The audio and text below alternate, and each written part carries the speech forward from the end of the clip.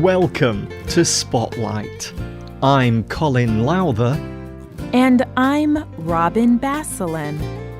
Spotlight uses a special English method of broadcasting. It is easier for people to understand, no matter where in the world they live.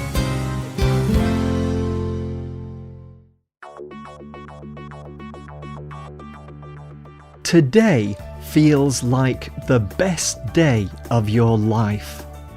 The leader of your company has offered you a higher position at work. Beginning today, you will be a boss. You now have new responsibilities. You are in charge of people. And you are probably making more money. You feel successful and proud. But you may also feel worried. You want to do a good job. But being a boss is new. You must be a leader now. What if you make a bad decision? What if your employees do not like you? Being a good boss can be difficult. Today's Spotlight is on what to do and what not to do to be a good boss.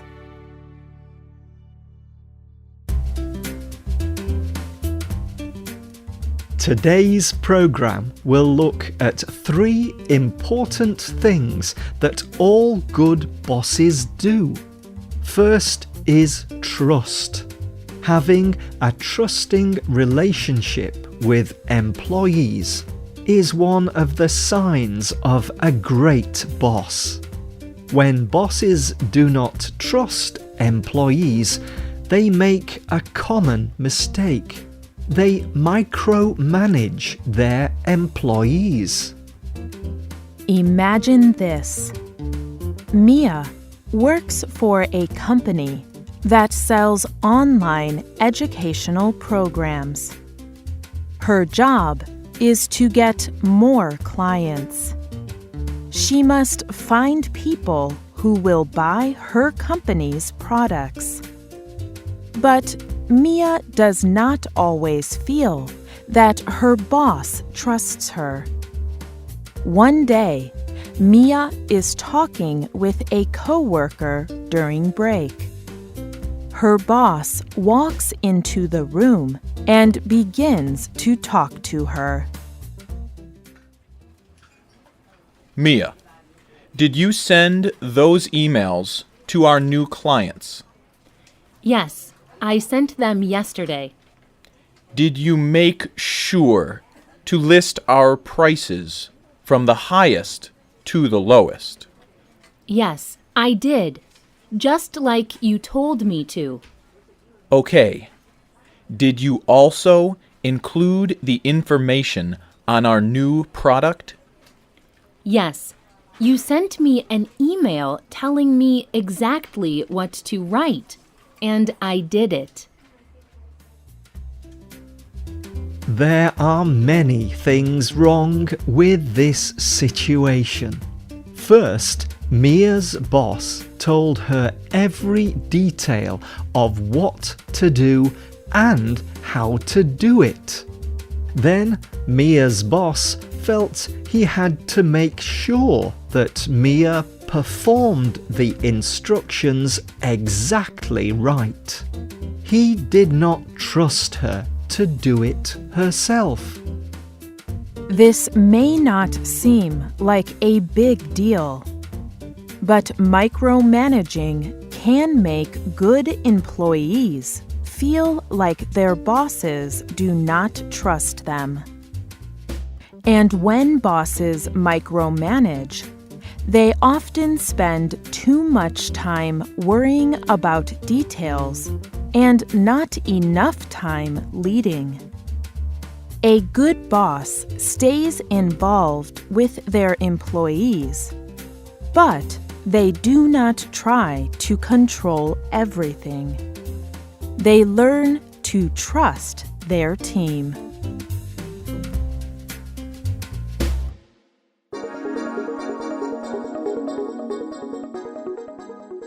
The second important thing that good bosses do is listen. Listening is a good way for bosses to build relationships with their employees.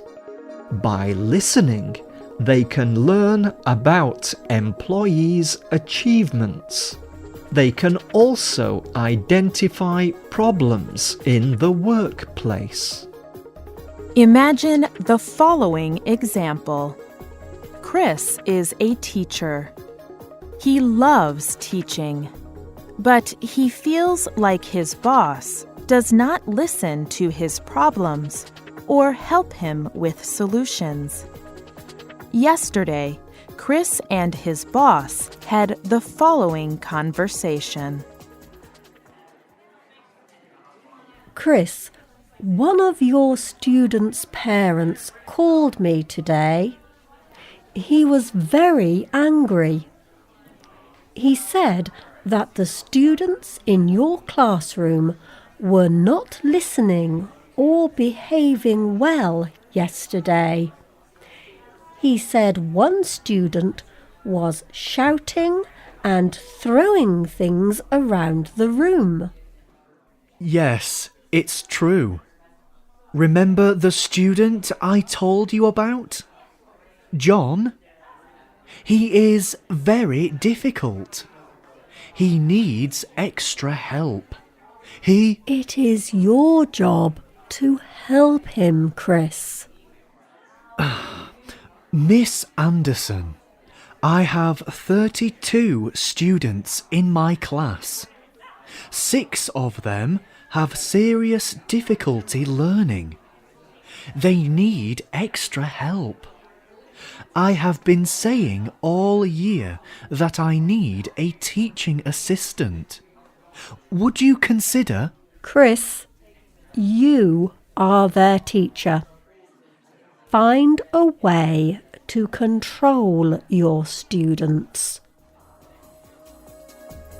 This story shows how easily bosses can forget to listen to their employees. Chris had been trying to tell his boss about his problems all year, but his boss had not been listening. Now there was a crisis, and the boss was even less willing to listen.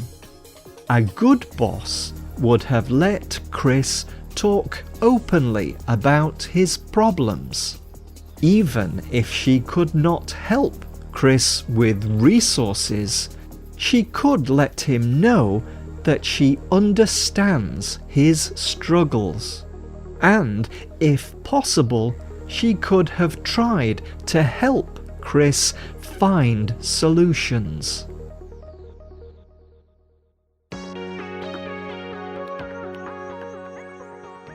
Lastly, good bosses are humble. They recognize that they are not always right. And they respect the thoughts and opinions of their employees. Often, bosses become bosses because of their high level of skill. But they must not let this make them become too proud. For an example of humility, let us think again about Mia. After months of being micromanaged by her boss, Mia decided to leave her job at the educational program company.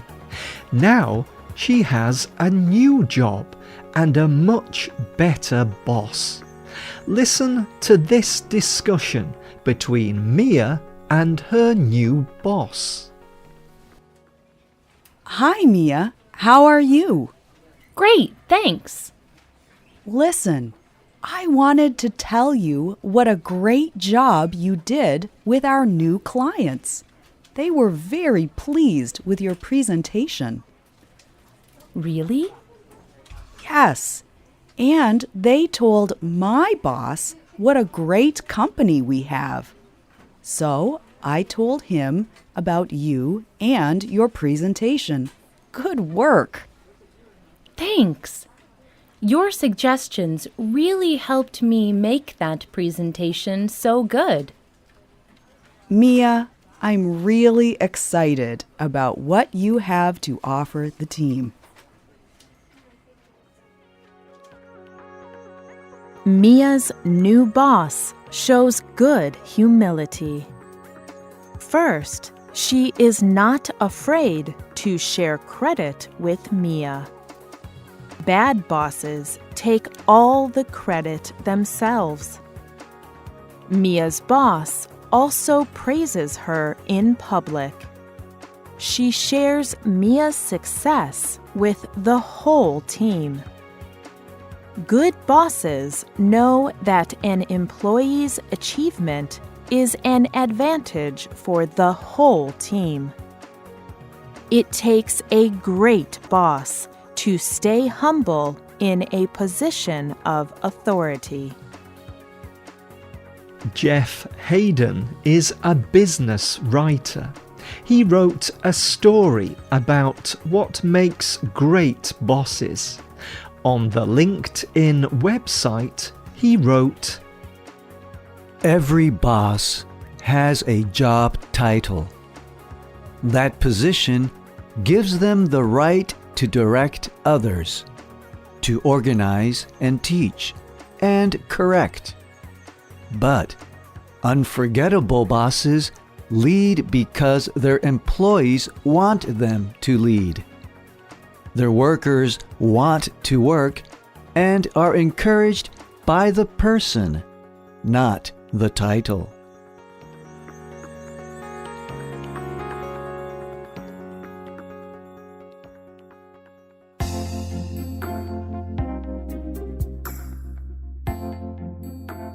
Being a good boss is not easy. But if you trust your employees, listen to them, and stay humble, your employees will respect you and not just your position. And that is the sign of a truly great boss.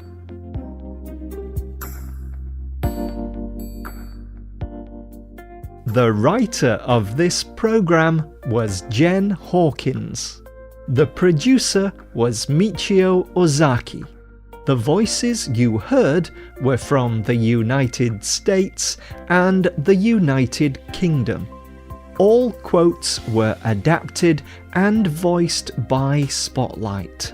You can listen to this program again and read it on the internet at www.radioenglish.net.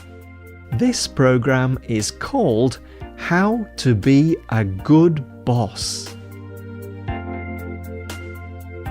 We hope you can join us again for the next Spotlight program. Goodbye.